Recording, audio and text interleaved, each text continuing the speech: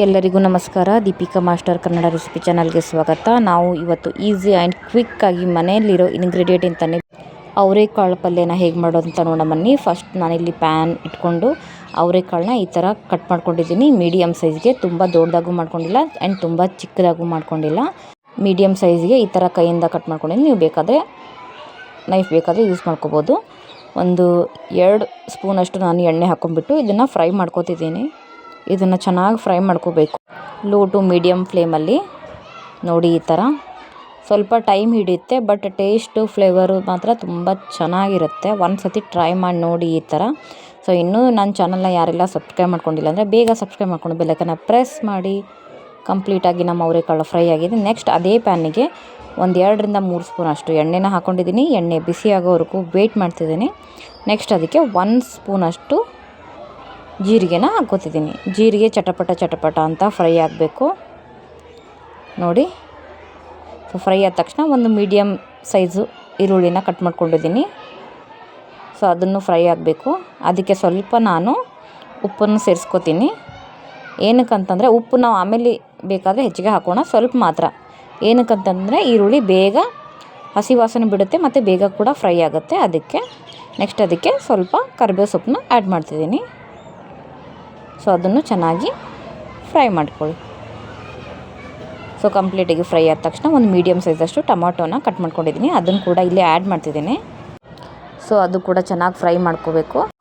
ಒಂದು ಸತಿ ಈ ಥರ ಟ್ರೈ ಮಾಡಿ ನೋಡಿ. ನಮ್ಮ ಉತ್ತರ ಕರ್ನಾಟಕ ಕಡೆ ಎಲ್ಲ ಇದು ತುಂಬ ಮಾಡ್ತಾರೆ. ತುಂಬ ಚೆನ್ನಾಗಿರುತ್ತೆ ಟೇಸ್ಟು ಆ್ಯಂಡ್ ಕ್ವಿಕ್ಕಾಗಿ ಈಸಿಯಾಗಿ ಕೂಡ ಆಗುತ್ತೆ. ಜಾಸ್ತಿ ಟೈಮ್ ಏನು ಬೇಕಾಗಲ್ಲ. ನೋಡಿ ಇನ್ನೊಂದು ಸ್ವಲ್ಪ ನಾನು ಉಪ್ಪು ಹಾಕ್ಕೊಂಡಿದ್ದೀನಿ, ಸ್ವಲ್ಪ ಮಾತ್ರ. ಸೊ ಸ್ವಲ್ಪ ಅರಿಶಿನ ಪುಡಿ, ಸ್ವಲ್ಪ ಖಾರ. ಇವಾಗ ಇದನ್ನು ಚೆನ್ನಾಗಿ ಮಿಕ್ಸ್ ಮಾಡ್ಕೋಬೇಕು.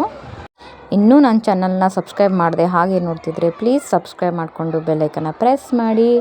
ನಿಮ್ದೇನಾದರೂ ಒಪಿನಿಯನ್ ಇತ್ತು ಅಂದರೆ ಕಮೆಂಟ್ ಸೆಕ್ಷನಲ್ಲಿ ಕಮೆಂಟ್ ಮಾಡಿ. ಆ್ಯಂಡ್ ನಿಮ್ಮ ಫ್ಯಾಮ್ಲಿ ಫ್ರೆಂಡ್ಸ್ ಕೂಡ ಶೇರ್ ಮಾಡಿ. ಇವಾಗ ಫ್ರೈ ಮಾಡಿಕೊಂಡ್ರೆ ಅವರೆಕಾಳನ್ನ ಹಾಕಿಬಿಟ್ಟು ಮಿಕ್ಸ್ ಮಾಡ್ಕೋತಿದ್ದೀನಿ. ಇದನ್ನು ಚೆನ್ನಾಗಿ ಮಿಕ್ಸ್ ಮಾಡ್ಕೋಬೇಕು ನೋಡಿ. ಕಂಪ್ಲೀಟಾಗಿ ಮಿಕ್ಸ್ ಮಾಡ್ಕೋಬೇಕು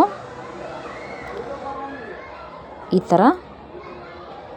ನೆಕ್ಸ್ಟ್ ನಾವು ಇದಕ್ಕೆ ಸ್ವಲ್ಪ ನೀರನ್ನು ಆ್ಯಡ್ ಮಾಡ್ಕೊಳ್ಳೋಣ.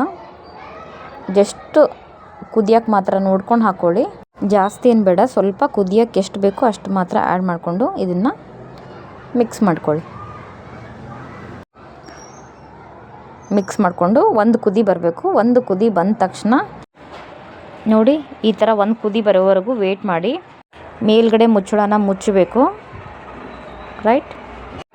ಮುಚ್ಚಿ ಒಂದು 5 ನಿಮಿಷ ಚೆನ್ನಾಗಿ ಕುದಿಸ್ಬೇಕು. ಓಕೆ, ನಾವು ಜಸ್ಟ್ ಫ್ರೈ ಮಾಡ್ಕೊಂಡಿರ್ತೀವಲ್ವ, ಸೊ ಅದಕ್ಕೋಸ್ಕರ ಇದನ್ನು ಚೆನ್ನಾಗಿ ಕುದಿಸ್ಬೇಕು. ಒಂದು 5 ನಿಮಿಷ ಮಾತ್ರ. ನೋಡಿ ನಾನೀಗ ಮೇಲ್ಗಡೆ ಮುಚ್ತಿದ್ದೀನಿ, ರೈಟ್. ಒಂದು 5 ನಿಮಿಷ ಆದಮೇಲೆ ನಾನು ತೆಗಿತಿದ್ದೀನಿ. ನೋಡಿ ಕಂಪ್ಲೀಟಾಗಿ ನಮ್ಮ ಅವರೆಕಾಳು ಪಲ್ಯ ಆಗಿದೆ, ಚೆನ್ನಾಗಿ ಬೆಂದಿದೆ ಕೂಡ. ಒಂದು ಸತಿ ಈ ಥರ ಟ್ರೈ ಮಾಡಿ ನೋಡಿ, ತುಂಬ ಅಂದರೆ ಇಷ್ಟಪಡ್ತೀರಾ. ಓಕೆ, ಬ್ಯಾಚುಲರ್ಸ್ ಕೂಡ ಮನೇಲಿ ಮಾಡ್ಕೋಬೋದು. ನೀವು ಮಾಡಿ ಹೇಗಿದೆ ಅಂತ ಬಂದು ಕಮೆಂಟ್ ಮಾಡಿ. ಓಕೆ, ಇನ್ನೂ ಯಾರೆಲ್ಲ ನಾನು ಹಳೆ ರೆಸಿಪಿ ನೋಡಿಲ್ಲ ಅಂತಂದರೆ ಇಲ್ಲಿ ಸ್ಕ್ರೀನ್ ಮೇಲೆ ನನ್ನ ಎಲ್ಲ ರೆಸಿಪಿಗಳು ಹಾಕಿರ್ತೀನಿ, ಹೋಗಿ ಒಂದು ಸತಿ ಚೆಕ್ಔಟ್ ಮಾಡ್ಕೊಂಬನ್ನಿ. ಆ್ಯಂಡ್ ಡಿಸ್ಕ್ರಿಪ್ಷನ್ ಕೆಳಗಡೆ ಕೂಡ ನನ್ನ ರೆಸಿಪಿ ವೀಡಿಯೋಗಳು ಹಾಕಿರ್ತೀನಿ, ಅಲ್ಲೂ ಕೂಡ ಹೋಗಿ ಚೆಕ್ಔಟ್ ಮಾಡ್ಕೊಂಬನ್ನಿ. ಹೋಪ್ಸೋ ಆ ವಿಡಿಯೋಸ್ ಕೂಡ ನಿಮಗೆ ಇಷ್ಟ ಆಗ್ಬೋದು. ಮತ್ತೊಂದು ರೆಸಿಪಿ ಜೊತೆ ಮತ್ತೆ ನಾನು ನಿಮಗೆ ಮತ್ತೆ ಸಿಗ್ತೀನಿ. ಅಲ್ಲಿವರೆಗೂ ಬಾಯ್ ಫ್ರೆಂಡ್ಸ್.